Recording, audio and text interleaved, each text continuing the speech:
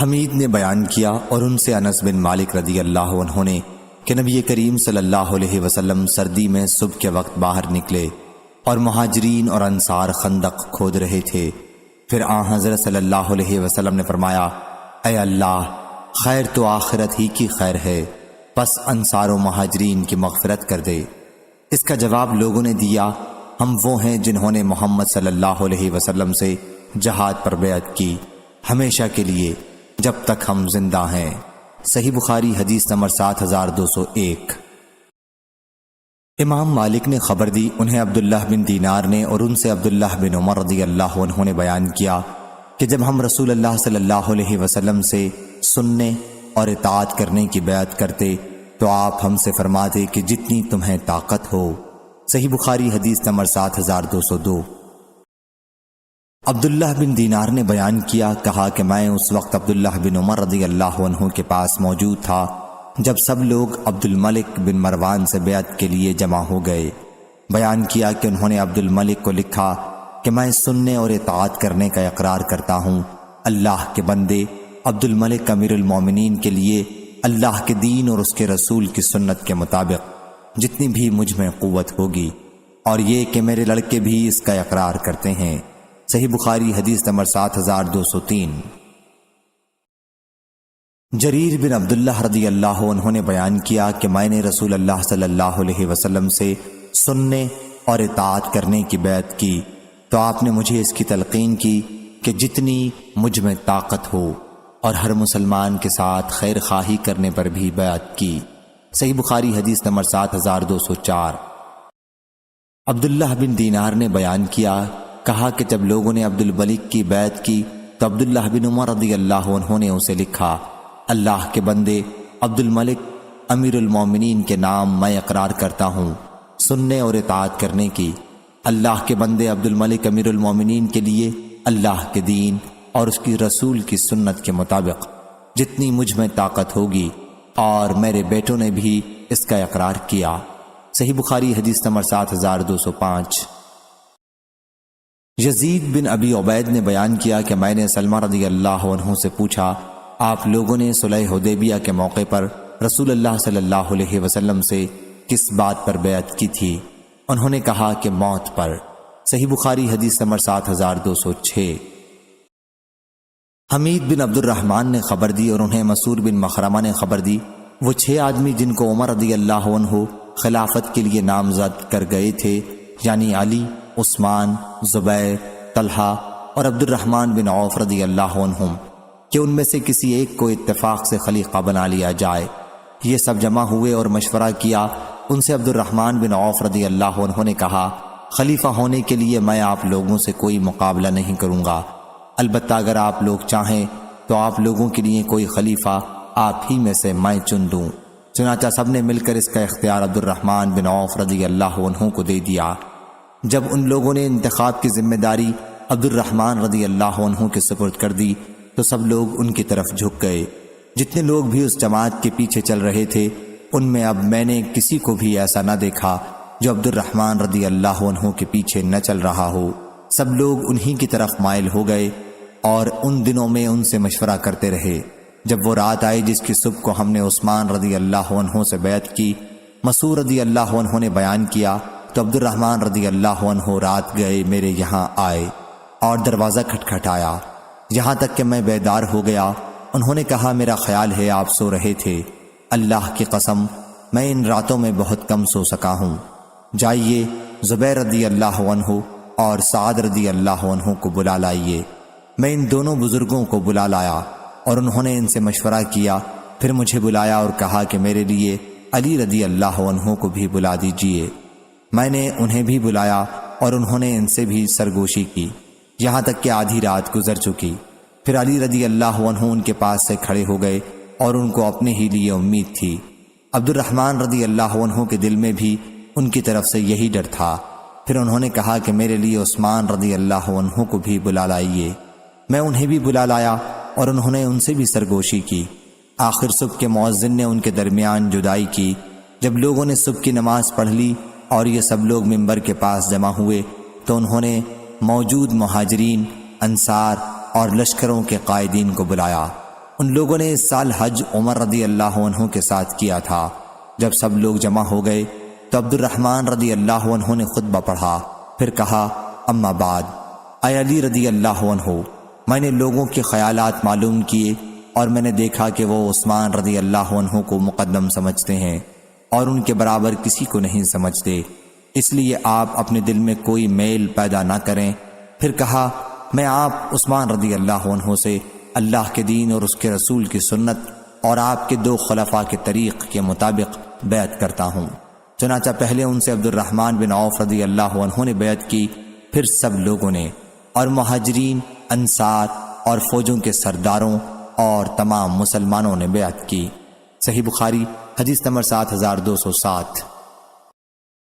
سلمہ رضی اللہ عنہ نے بیان کیا کہ ہم نے نبی کریم صلی اللہ علیہ وسلم سے درخت کے نیچے بیعت کی۔ حضرت صلی اللہ علیہ وسلم نے مجھ سے فرمایا، سلمہ رضی اللہ عنہ، کیا تم بیعت نہیں کرو گے؟ میں نے عرض کیا، یا رسول اللہ صلی اللہ علیہ وسلم، میں نے پہلی ہی مرتبہ میں بیعت کر لی ہے۔ فرمایا کہ اور دوسری مرتبہ میں بھی کر لو۔ صحیح بخاری حدیث نمبر 7208۔ امام مالک نے بیان کیا، ان سے محمد بن منقدر نے، ان سے جابر بن عبداللہ رضی اللہ عنہ نے، کہ ایک دیہاتی نے نبی کریم صلی اللہ علیہ وسلم سے اسلام پر بیعت کی، پھر اسے بخار ہو گیا تو اس نے کہا کہ میری بیعت فسخ کر دیجئے۔ حضرت صلی اللہ علیہ وسلم نے انکار کیا، پھر وہ حضرت صلی اللہ علیہ وسلم کے پاس آیا اور کہنے لگا کہ میری بیعت فسخ کر دیجئے۔ حضرت صلی اللہ علیہ وسلم نے انکار کیا، پھر وہ حضرت صلی اللہ علیہ وسلم کے پاس آیا اور کہنے لگا میری بیعت فسخ کر دیجئے۔ حضرت صلی اللہ علیہ وسلم نے انکار کیا، آخر وہ خود ہی مدینے سے چلا گیا تو حضرت صلی اللہ علیہ وسلم نے فرمایا کہ مدینہ بھٹی کی طرح ہے، اپنے میل کچیل دور کر دیتا ہے اور صاف مال کو رکھ لیتا ہے۔ صحیح بخاری حدیث نمبر 7209۔ ابو عقیل زہرہ بن معبد نے بیان کیا، انہوں نے اپنے دادا عبداللہ بن حشام رضی اللہ عنہ سے، اور انہوں نے حضرت صلی اللہ علیہ وسلم سے، اور انہوں نے حضرت صلی اللہ علیہ وسلم کا زمانہ پایا تھا۔ ان کی والدہ زینب بنت حمید رضی اللہ عنہا ان کو رسول اللہ صلی اللہ علیہ وسلم کی خدمت میں لے کر حاضر ہوئی تھیں اور عرض کیا تھا، یا رسول اللہ صلی اللہ علیہ وسلم، اس سے بیعت لے لیجئے۔ رسول اللہ صلی اللہ علیہ وسلم نے فرمایا کہ یہ ابھی کم سن ہے۔ پھر حضرت صلی اللہ علیہ وسلم نے اس کے سر پر ہاتھ پھیرا اور ان کے لیے دعا فرمائی، اور وہ اپنے تمام گھر والوں کی طرف سے ایک ہی بکری قربان کیا کرتے تھے۔ صحیح بخاری حدیث نمبر 7210۔ امام مالک نے خبر دی، انہیں محمد بن منقدر نے اور انہیں جابر بن عبداللہ رضی اللہ عنہ نے، کہ ایک دیہاتی نے رسول کریم صلی اللہ علیہ وسلم سے اسلام پر بیعت کی، پھر اسے مدینے میں بخار ہو گیا تو وہ حضرت صلی اللہ علیہ وسلم کے پاس آیا اور کہا کہ یا رسول اللہ صلی اللہ علیہ وسلم، میری بیعت فسخ کر دیجئے۔ حضرت صلی اللہ علیہ وسلم نے انکار کیا، پھر وہ دوبارہ آیا اور کہا کہ میری بیعت فسخ کر دیجئے۔ حضرت صلی اللہ علیہ وسلم نے اس مرتبہ بھی انکار کیا، پھر وہ آیا اور بیعت فسخ کرنے کا مطالبہ کیا۔ حضرت صلی اللہ علیہ وسلم نے اس مرتبہ بھی انکار کیا۔ اس کے بعد وہ خود ہی مدینے سے چلا گیا۔ حضرت صلی اللہ علیہ وسلم نے اس پر فرمایا کہ مدینہ بھٹی کی طرح ہے، اپنی میل کچیل کو دور کر دیتا ہے اور خالص مال رکھ لیتا ہے۔ صحیح بخاری حدیث نمبر 7211۔ ابو حمزہ محمد بن سیرین نے بیان کیا، ان سے عامش نے، ان سے ابو صالح نے، اور ان سے ابو ہریرہ رضی اللہ عنہ نے، کہ رسول کریم صلی اللہ علیہ وسلم نے فرمایا، 3 آدمی ایسے ہیں جن سے اللہ تعالیٰ قیامت کے دن بات نہیں کرے گا اور نہ انہیں پاک کرے گا، اور ان کے لیے بہت سخت دکھ دینے والا عذاب ہوگا۔ ایک وہ شخص جس کے پاس راستے میں زیادہ پانی ہو اور وہ مسافر کو اس میں سے نہ پلائے۔ دوسرا وہ شخص جو امام سے بیعت کرے اور بیعت کی غرض صرف دنیا کمانا ہو، اگر وہ امام اسے کچھ دنیا دے دے تو بیعت پوری کرے ورنہ توڑ دے۔ تیسرا وہ شخص جو کسی دوسرے سے کچھ مال متاع عصر کے بعد بیچ رہا ہو اور قسم کھائے کہ اسے اس سامان کی اتنی قیمت مل رہی تھی، اور پھر خریدنے والا اسے سچا سمجھ کر اس مال کو لے حالانکہ اسے اس کی اتنی قیمت نہیں مل رہی تھی۔ صحیح بخاری حدیث نمبر 7212۔ عبادہ بن صامت رضی اللہ عنہ نے بیان کیا کہ ہم مجلس میں موجود تھے کہ رسول کریم صلی اللہ علیہ وسلم نے فرمایا، مجھ سے بیعت کرو کہ اللہ کے ساتھ کسی کو شریک نہیں ٹھہراؤ گے، چوری نہیں کرو گے، زنا نہیں کرو گے، اپنی اولاد کو قتل نہیں کرو گے، اور اپنی طرف سے گھڑ کر کسی پر بہتان نہیں لگاؤ گے، اور نیک کام میں نافرمانی نہیں کرو گے۔ پس جو کوئی تم میں سے اس وعدے کو پورا کرے اس کا ثواب اللہ کے جہاں اسے ملے گا، اور جو کوئی ان کاموں میں سے کسی برے کام کو کرے گا اس کی سزا اسے دنیا میں ہی مل جائے گی، تو یہ اس کے لیے کفارہ ہوگا۔ اور جو کوئی ان میں سے کسی برائی کا کام کرے گا اور اللہ پاک اسے چھپا لے گا تو اس کا معاملہ اللہ کے حوالے ہے، چاہے تو اس کی سزا دے اور چاہے اسے معاف کر دے۔ چنانچہ ہم نے اس پر حضرت صلی اللہ علیہ وسلم سے بیعت کی۔ صحیح بخاری حدیث نمبر 7213۔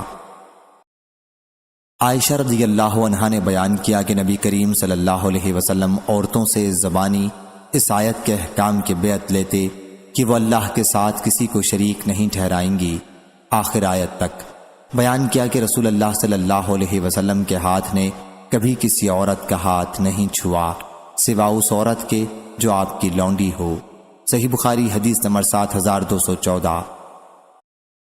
عبد الوارث نے بیان کیا، ان سے ایوب نے، ان سے حفصہ نے اور ان سے ام عطیہ رضی اللہ عنہا نے کہ ہم نے رسول اللہ صلی اللہ علیہ وسلم سے بیعت کی تو آپ نے میرے سامنے سورہ ممتحنہ کی آیت پڑھی، یہ کہ وہ اللہ کے ساتھ کسی کو شریک نہ ٹھہرائیں گی، آخر تک، اور ہمیں آپ نے نوحے سے منع کیا۔ پھر ہم میں سے ایک عورت نے اپنا ہاتھ کھینچ لیا اور کہا کہ فلاں عورت نے کسی نوحے میں میری مدد کی تھی، میرے ساتھ مل کر نوحہ کیا تھا اور میں اسے اس کا بدلہ دینا چاہتی ہوں۔ اس پر حضرت صلی اللہ علیہ وسلم نے کچھ نہیں کہا۔ پھر وہ گئیں اور واپس آئیں۔ میرے ساتھ بیعت کرنے والی عورتوں میں سے کسی عورت نے اس بیعت کو پورا نہیں کیا سوا ام سلیم اور ام العلا رضی اللہ عنہا اور معاذ رضی اللہ عنہ کی بیوی ابو صبرہ کی بیٹی کے، یا ابو صبرہ کی بیٹی اور معاذ کی بیوی کے، اور سب عورتوں نے احکام بیعت کو پورے طور پر ادا نہ کر کے بیعت کو نہیں نبھایا۔ غفر اللہ لہن اجمعین۔ صحیح بخاری حدیث نمبر 7215۔ سفیان بن عینہ نے بیان کیا، ان سے محمد بن منقدر نے، انہوں نے کہا میں نے جابر بن عبداللہ انصاری رضی اللہ عنہ سے سنا، وہ کہتے تھے ایک گنوار نام نامعلوم یا قیس بن ابی حازم حضرت صلی اللہ علیہ وسلم کے پاس آیا، کہنے لگا یا رسول اللہ صلی اللہ علیہ وسلم، اسلام پر مجھ سے بیعت لیجئے۔ آپ نے اس سے بیعت لے لی۔ پھر دوسرے دن بخار میں ہلہلاتا آیا، کہنے لگا میری بیعت فسخ کر دیجئے۔ آپ نے انکار کیا، بیعت فسخ نہیں کی۔ جب وہ پیٹھ موڑ کر چلتا ہوا تو فرمایا مدینہ کیا ہے؟ لوہار کی بھٹی ہے، پلید اور ناپاک میل کچیل کو چھانٹ ڈالتا ہے اور کھرا ستھرا مال رکھ لیتا ہے۔ صحیح بخاری حدیث نمبر 7216۔ سلیمان بن بلال نے خبر دی، انہیں یحییٰ بن سعید نے کہا میں نے قاسم بن محمد سے سنا کہ عائشہ رضی اللہ عنہا نے کہا اپنے سر درد پر ہائے سر پھٹا جاتا ہے۔ رسول اللہ صلی اللہ علیہ وسلم نے فرمایا اگر تم مر جاؤ اور میں زندہ رہا تو میں تمہارے لیے مغفرت مانگوں گا اور تمہارے لیے دعا کروں گا۔ عائشہ رضی اللہ عنہا نے اس پر کہا افسوس، میرا خیال ہے کہ آپ میری موت چاہتے ہیں، اور اگر ایسا ہو گیا تو آپ صلی اللہ علیہ وسلم دن کے آخری وقت ضرور کسی دوسری عورت سے شادی کر لیں گے۔ حضرت صلی اللہ علیہ وسلم نے فرمایا تو نہیں بلکہ میں اپنا سر دکھنے کا اظہار کرتا ہوں۔ میرا ارادہ ہوا تھا کہ ابو بکر رضی اللہ عنہ اور ان کے بیٹے کو بلا بھیجوں اور انہیں ابو بکر رضی اللہ عنہ کو خلیفہ بنا دوں تاکہ اس پر کسی دعویٰ کرنے والے یا اس کی خواہش رکھنے والے کے لیے کوئی گنجائش نہ رہے، لیکن پھر میں نے سوچا کہ اللہ خود کسی دوسرے کو خلیفہ نہیں ہونے دے گا اور مسلمان بھی اسے دفع کریں گے، یا آپ نے اس طرح فرمایا کہ اللہ دفع کرے گا اور مسلمان کسی اور کو خلیفہ نہ ہونے دیں گے۔ صحیح بخاری حدیث نمبر 7217۔ عبداللہ بن عمر رضی اللہ عنہ نے بیان کیا کہ حضرت عمر رضی اللہ عنہ جب زخمی ہوئے تو ان سے کہا گیا کہ آپ اپنا خلیفہ کسی کو کیوں نہیں منتخب کر دیتے؟ آپ نے فرمایا کہ اگر میں کسی کو خلیفہ منتخب کرتا ہوں تو اس کی بھی مثال ہے۔ اس شخص نے اپنا خلیفہ منتخب کیا تھا جو مجھ سے بہتر تھے، یعنی ابو بکر رضی اللہ عنہ، اور اگر میں اسے مسلمانوں کی رائے پر چھوڑتا ہوں تو اس کی بھی مثال موجود ہے کہ اس بزرگ نے خلیفہ کا انتخاب مسلمانوں کے لیے چھوڑ دیا تھا جو مجھ سے بہتر تھے، یعنی رسول کریم صلی اللہ علیہ وسلم۔ پھر لوگوں نے آپ کی تعریف کی، پھر انہوں نے کہا کہ کوئی تو دل سے میری تعریف کرتا ہے، کوئی ڈر کر۔ اب میں تو یہی غنیمت سمجھتا ہوں کہ خلافت کی ذمہ داریوں میں اللہ کے ہاں برابر برابر ہی چھوٹ جاؤں، نہ مجھے کچھ ثواب ملے اور نہ کوئی عذاب۔ میں نے خلافت کا بوجھ اپنی زندگی بھر اٹھایا، اب مرنے پر میں اس بار کو نہیں اٹھاؤں گا۔ صحیح بخاری حدیث نمبر 7218۔ انس بن مالک رضی اللہ عنہ نے خبر دی کہ انہوں نے عمر رضی اللہ عنہ کا دوسرا خطبہ سنا جب آپ ممبر پر بیٹھے ہوئے تھے۔ یہ واقعہ رسول اللہ صلی اللہ علیہ وسلم کی وفات کے دوسرے دن کا ہے۔ انہوں نے کلمہ شہادت پڑھا۔ حضرت ابو بکر رضی اللہ عنہ خاموش تھے اور کچھ نہیں بول رہے تھے۔ پھر کہا، مجھے امید تھی کیا حضرت صلی اللہ علیہ وسلم زندہ رہیں گے اور ہمارے کاموں کی تدبیر و انتظام کرتے رہیں گے۔ ان کا منشا یہ تھا کہ حضرت صلی اللہ علیہ وسلم ان سب لوگوں کے بعد تک زندہ رہیں گے، تو اگر آج محمد صلی اللہ علیہ وسلم وفات پا گئے ہیں تو اللہ تعالیٰ نے تمہارے سامنے نور قرآن کو باقی رکھا ہے جس کے ذریعے تم ہدایت حاصل کرتے رہو گے، اور اللہ نے حضرت محمد صلی اللہ علیہ وسلم کو اس سے ہدایت کی، اور حضرت ابو بکر رضی اللہ عنہ حضرت صلی اللہ علیہ وسلم کے ساتھی جو غار ثور میں 2 میں کے دوسرے ہیں، بلا شک وہ تمہارے امور خلافت کے لیے تمام مسلمانوں میں سب سے بہتر ہیں، پس اٹھو اور ان سے بیعت کرو۔ ایک جماعت ان سے پہلے ہی ثقیفہ بنی ساعدہ میں بیعت کر چکی تھی، پھر عام لوگوں نے ممبر پر بیعت کی۔ ظاہری نے بیان کیا، ان سے انس بن مالک رضی اللہ عنہ نے انہوں نے عمر رضی اللہ عنہ سے سنا کہ وہ حضرت ابو بکر رضی اللہ عنہ سے اس دن کہہ رہے تھے، ممبر پر چڑھ آئیے۔ چنانچہ وہ اس کا برابر اصرار کرتے رہے یہاں تک کہ ابو بکر رضی اللہ عنہ ممبر پر چڑھ گئے اور سب لوگوں نے آپ سے بیعت کی۔ صحیح بخاری حدیث نمبر 7219۔ ابراہیم بن سعد نے بیان کیا، ان سے ان کے والد نے، ان سے محمد بن جبیر بن مطعم نے، ان سے ان کے والد نے بیان کیا کہ نبی کریم صلی اللہ علیہ وسلم کے پاس ایک خاتون آئی اور کسی معاملے میں آپ سے گفتگو کی۔ پھر حضرت صلی اللہ علیہ وسلم نے ان سے کہا کہ وہ دوبارہ آپ کے پاس آئیں۔ انہوں نے عرض کیا، یا رسول اللہ صلی اللہ علیہ وسلم، اگر میں آؤں اور آپ کو نہ پاؤں تو پھر آپ کیا فرماتے ہیں؟ جیسے ان کا اشارہ وفات کی طرف ہو۔ حضرت صلی اللہ علیہ وسلم نے فرمایا کہ اگر مجھے نہ پاؤ تو ابو بکر رضی اللہ عنہ کے پاس آئی ہو۔ صحیح بخاری حدیث نمبر 7220۔ یحییٰ نے بیان کیا، ان سے سفیان نے، ان سے قیس بن مسلم نے، ان سے طارق بن شہاب نے کہ ابو بکر رضی اللہ عنہ نے قبائل بزاخہ کے وفد سے جو حضرت صلی اللہ علیہ وسلم کی وفات کے بعد مرتد ہو گیا تھا اور اب معافی کے لیے آیا تھا، فرمایا کہ اونٹوں کی دموں کے پیچھے پیچھے جنگلوں میں گھومتے رہو یہاں تک کہ اللہ تعالیٰ اپنے نبی صلی اللہ علیہ وسلم کے خلیفہ اور مہاجرین کو کوئی امر بتلا دے جس کی وجہ سے وہ تمہارا قصور معاف کر دیں۔ صحیح بخاری حدیث نمبر 7221۔ شعبہ بن حجاج نے بیان کیا، ان سے عبد الملک بن عمیر نے، انہوں نے جابر بن سمرہ رضی اللہ عنہ سے سنا، کہا کہ میں نے نبی کریم صلی اللہ علیہ وسلم سے سنا، آپ نے فرمایا کہ میری امت میں 12 امیر ہوں گے۔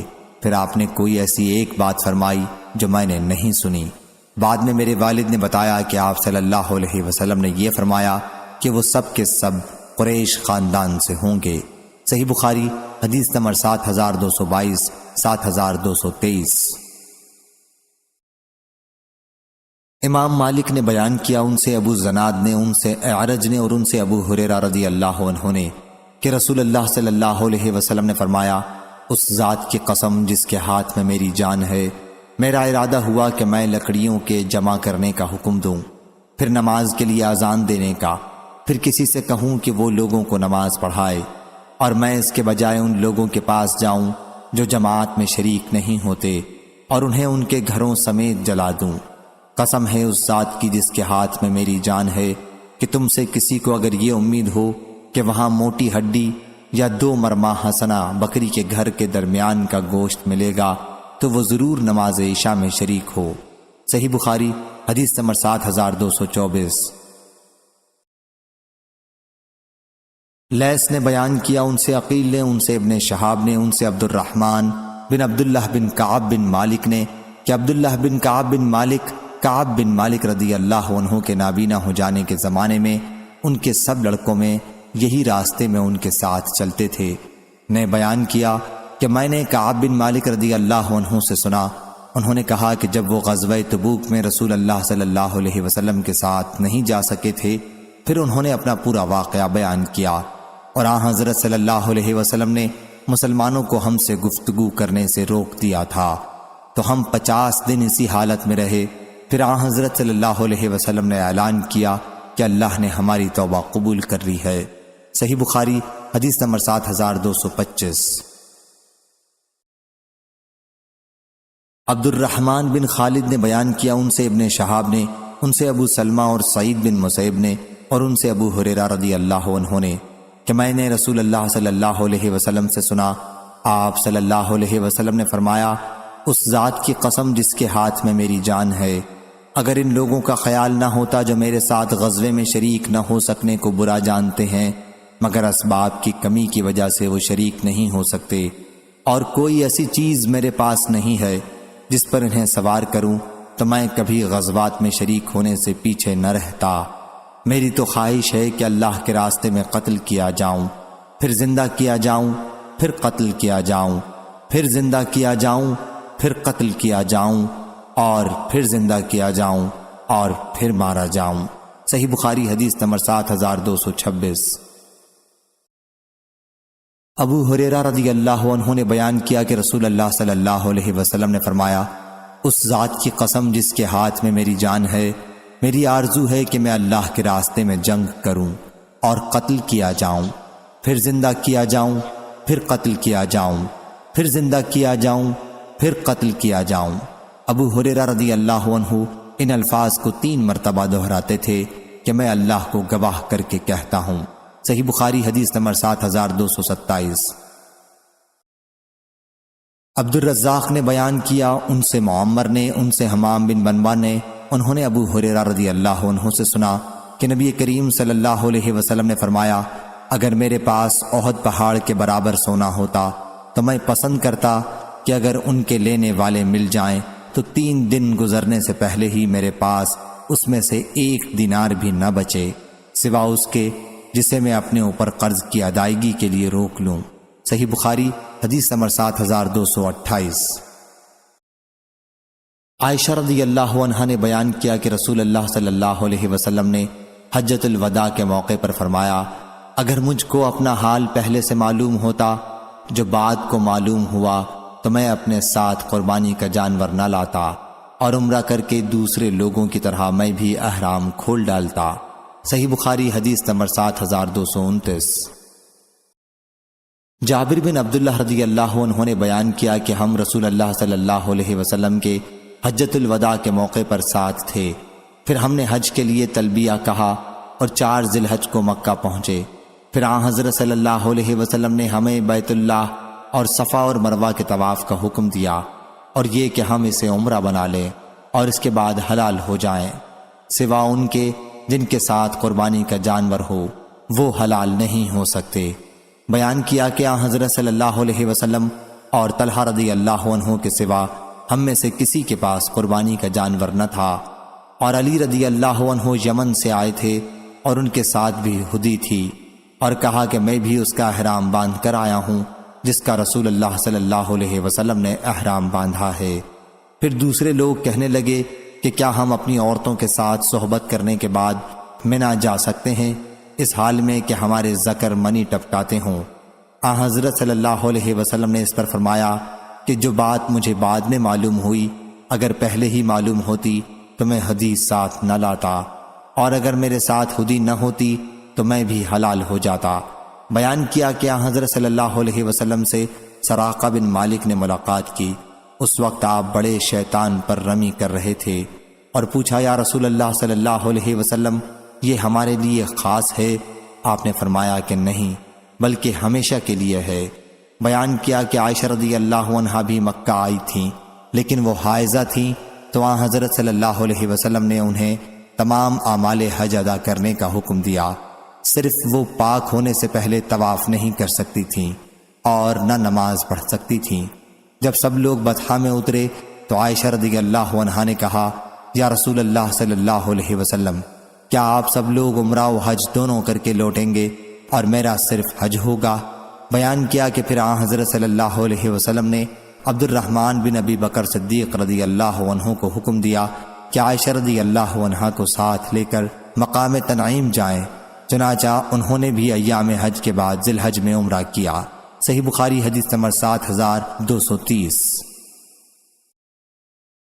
یحییٰ بن سعید نے بیان کیا انہوں نے عبداللہ بن عامر بن ربیعہ سے سنا کہ عائشہ رضی اللہ عنہا نے بیان کیا کہ ایک رات نبی کریم صلی اللہ علیہ وسلم کو نیند نہ آئی، پھر آپ نے فرمایا کاش میرے صحابہ رضی اللہ عنہم میں سے کوئی نیک مرد میرے لیے آج رات پہرا دیتا۔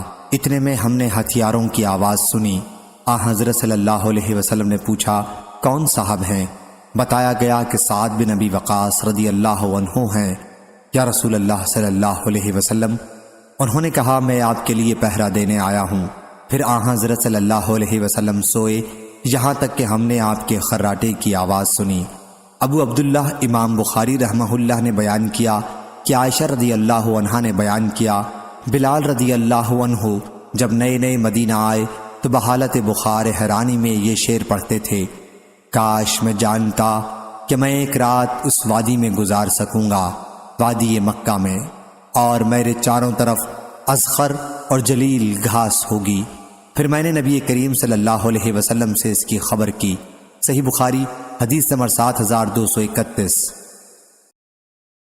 ابو ہریرہ رضی اللہ عنہ نے بیان کیا کہ رسول اللہ صلی اللہ علیہ وسلم نے فرمایا رشک صرف دو شخصوں پر ہو سکتا ہے، ایک وہ جسے اللہ نے قرآن دیا ہے اور وہ اسے دن رات پڑھتا رہتا ہے، اور اس پر سننے والا کہے کہ اگر مجھے بھی اس کا ایسا علم ہوتا جیسا کہ اس شخص کو دیا گیا ہے تو میں بھی اسی طرح کرتا جیسا کہ یہ کرتا ہے، اور دوسرا وہ شخص جسے اللہ نے مال دیا اور وہ اسے اللہ کے راستے میں خرچ کرتا ہے تو دیکھنے والا کہے کہ اگر مجھے بھی اتنا دیا جاتا جیسا اسے دیا گیا ہے تو میں بھی اسی طرح کرتا جیسا کہ یہ کر رہا ہے۔ ہم سے قتیبہ بن سعید نے بیان کیا، کہا ہم سے جریر نے پھر یہی حدیث بیان کی۔ صحیح بخاری حدیث نمبر 7232۔ انس بن مالک رضی اللہ عنہ نے کہا اگر میں نے رسول اللہ صلی اللہ علیہ وسلم سے یہ نہ سنا ہوتا کہ موت کی تمنا نہ کرو تو میں موت کی آرزو کرتا۔ صحیح بخاری حدیث نمبر 7233۔ قیس نے بیان کیا کہ ہم خباب بن ارت رضی اللہ عنہ کی خدمت میں ان کی عیادت کے لیے حاضر ہوئے۔ انہوں نے 7 داغ لگوائے تھے۔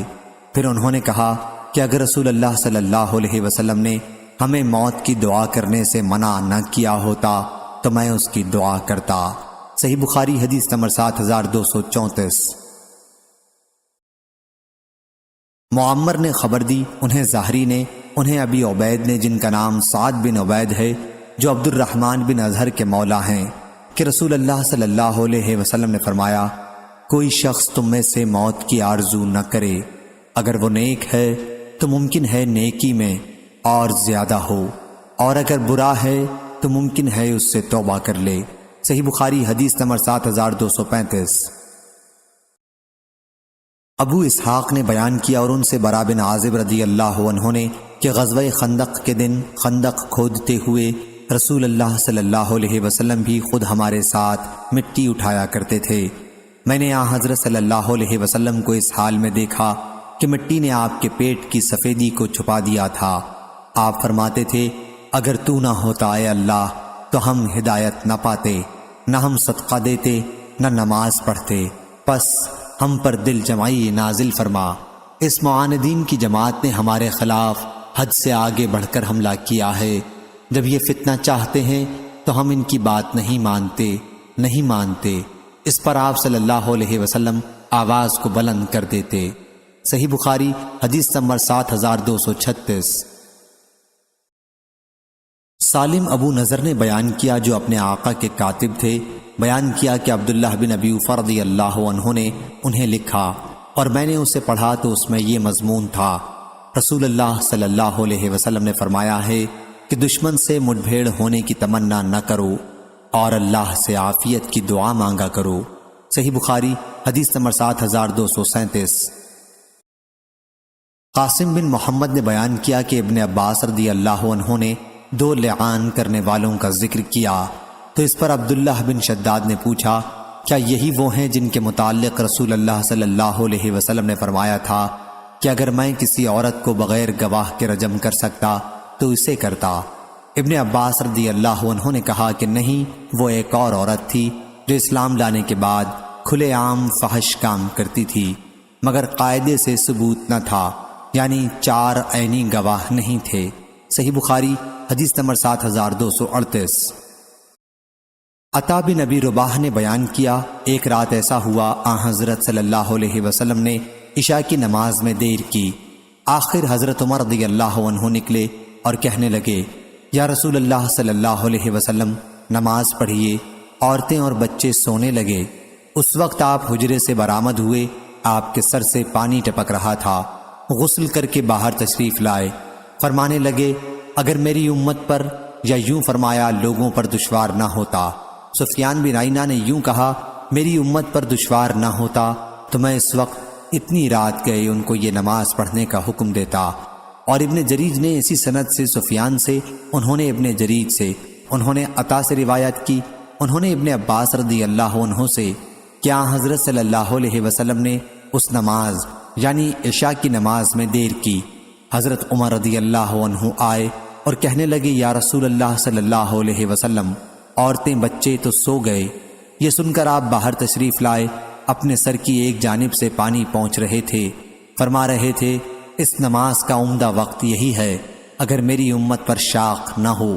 عمرو بن دینار نے اس حدیث میں یوں نقل کیا، ہم سے عطا نے بیان کیا اور ابن عباس رضی اللہ عنہ کا ذکر نہیں کیا، لیکن عمرو نے یوں کہا، آپ صلی اللہ علیہ وسلم کے سر سے پانی ٹپک رہا تھا، اور ابن جریج کی روایت میں یوں ہے، آپ سر کے ایک جانب سے پانی پہنچ رہے تھے، اور عمرو نے کہا، آپ صلی اللہ علیہ وسلم نے فرمایا، اگر میری امت پر شاق نہ ہوتا، اور ابن جریج نے کہا، آپ نے فرمایا، اگر میری امت پر شاق نہ ہوتا تو اس نماز کا افضل وقت تو یہی ہے۔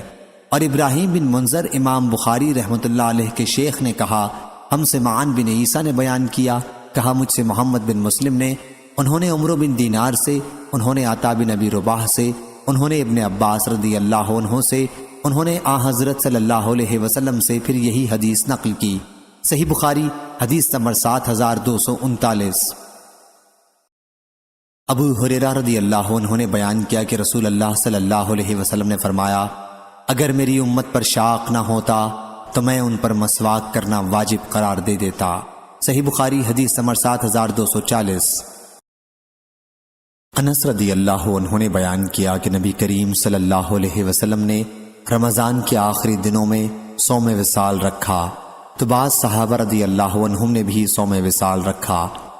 حضرت صلی اللہ علیہ وسلم کو اس کی اطلاع ملی تو آپ صلی اللہ علیہ وسلم نے فرمایا، اگر اس مہینے کے دن اور بڑھ جاتے تو میں اتنے دن متواتر وصال کرتا کہ ہوس کرنے والے اپنی ہوس چھوڑ دیتے۔ میں تم لوگوں جیسا نہیں ہوں، میں اس طرح دن گزارتا ہوں کہ میرا رب مجھے کھلاتا پلاتا ہے۔ اس روایت کی مطابقت سلیمان بن مغیرہ نے کی، ان سے ثابت نے، ان سے انس رضی اللہ عنہ نے، ان سے نبی کریم صلی اللہ علیہ وسلم نے ایسا فرمایا جو اوپر مذکور ہوا۔ صحیح بخاری حدیث نمبر 7241۔ ابو ہریرہ رضی اللہ عنہ نے بیان کیا کہ رسول اللہ صلی اللہ علیہ وسلم نے صوم وصال سے منع کیا تو صحابہ رضی اللہ عنہم نے عرض کیا کہ آپ تو وصال کرتے ہیں۔ حضرت صلی اللہ علیہ وسلم نے فرمایا، تم میں کون مجھ جیسا ہے؟ میں تو اس حالت میں رات گزارتا ہوں کہ میرا رب مجھے کھلاتا پلاتا ہے۔ لیکن جب لوگ نہ مانے تو آپ نے ایک دن کے ساتھ دوسرا دن ملا کر وصال کا روزہ رکھا۔ پھر لوگوں نے عید کا چاند دیکھا تو تو آپ نے فرمایا کہ اگر چاند نہ ہوتا تو میں اور وصال کرتا، اور گویا آپ صلی اللہ علیہ وسلم نے انہیں تنبیہ کے لیے ایسا فرمایا۔ صحیح بخاری حدیث نمبر 7242۔ عائشہ رضی اللہ عنہا نے بیان کیا کہ میں نے رسول اللہ صلی اللہ علیہ وسلم سے خانہ کعبہ کے حتیم کے بارے میں پوچھا کہ کیا یہ بھی خانہ کعبہ کا حصہ ہے؟ فرمایا کہ ہاں۔ میں نے کہا پھر کیوں ان لوگوں نے اسے بیت اللہ میں داخل نہیں کیا؟ حضرت صلی اللہ علیہ وسلم نے فرمایا کہ تمہاری قوم کے پاس خرچ کی کمی ہو گئی تھی۔ میں نے کہا کہ یہ خانہ کعبہ کا دروازہ اونچائی پر کیوں ہے؟ فرمایا کہ یہ اس لیے انہوں نے کیا ہے تاکہ جسے چاہیں اندر داخل کریں اور جسے چاہیں روک دیں۔ اگر تمہاری قوم قریش کا زمانہ جاہلیت سے قریب نہ ہوتا اور مجھے خوف نہ ہوتا کہ ان کے دلوں میں اس سے انکار پیدا ہوگا تو میں حتیم کو بھی خانہ کعبہ میں شامل کر دیتا اور اس کے دروازے کو زمین کے برابر کر دیتا۔ صحیح بخاری حدیث نمبر 7243۔ حضرت ابو ہریرہ رضی اللہ عنہ نے بیان کیا کہ رسول اللہ صلی اللہ علیہ وسلم نے فرمایا اگر ہجرت کی فضیلت نہ ہوتی تو میں انصار کا ایک فرد بننا پسند کرتا، اور اگر دوسرے لوگ کسی وادی میں چلیں اور انصار ایک وادی یا گھاٹی میں چلیں تو میں انصار کی وادی یا گھاٹی میں چلوں گا۔ انصار کی فضیلت بیان کرنا مقصود ہے۔ صحیح بخاری حدیث نمبر 7244۔ وہیب نے بیان کیا ان سے عمر بن یحییٰ نے، ان سے عباد بن تمیم نے اور ان سے عبداللہ بن زید رضی اللہ عنہ نے نبی کریم صلی اللہ علیہ وسلم سے بیان کیا کہ اگر ہجرت نہ ہوتی تو میں انصار کا ایک فرد ہوتا، اور اگر لوگ کسی وادی یا گھاٹی میں چلیں تو میں انصار کی وادی یا گھاٹی میں چلوں گا۔ اس روایت کی مطابقت ابو تیاح نے کی، ان سے انس رضی اللہ عنہ نے نبی کریم صلی اللہ علیہ وسلم سے اس میں درے کا ذکر ہے۔ صحیح بخاری حدیث نمبر 7245۔ مالک بن حویرث رضی اللہ عنہ نے بیان کیا کہ ہم نبی کریم صلی اللہ علیہ وسلم کی خدمت میں حاضر ہوئے۔ ہم سب جوان اور ہم عمر تھے۔ ہم آپ کی خدمت میں 20 دن تک ٹھہرے رہے۔ حضرت صلی اللہ علیہ وسلم بہت شفیق تھے۔ جب آپ صلی اللہ علیہ وسلم نے معلوم کیا کہ اب ہمارا دل اپنے گھر والوں کی طرف مشتاق ہے تو آپ صلی اللہ علیہ وسلم نے ہم سے پوچھا کہ اپنے پیچھے ہم کن لوگوں کو چھوڑ کر آئے ہیں؟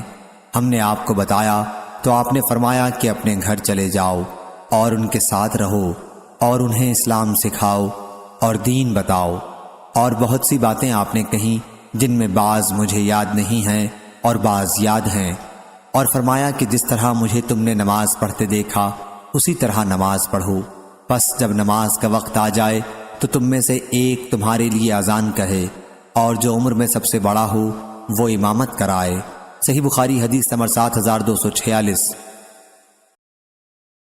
حضرت عبداللہ بن مسعود رضی اللہ عنہ نے بیان کیا کہ رسول اللہ صلی اللہ علیہ وسلم نے فرمایا کسی شخص کو حضرت بلال رضی اللہ عنہ کی اذان سحری کھانے سے نہ روکے، کیونکہ وہ صرف اس لیے اذان دیتے ہیں یا ندا کرتے ہیں تاکہ جو نماز کے لیے بیدار ہو وہ واپس آ جائیں اور جو سوئے ہوئے ہیں وہ بیدار ہو جائیں، اور فجر وہ نہیں ہے جو اس طرح لمبی دھاری ہوتی ہے۔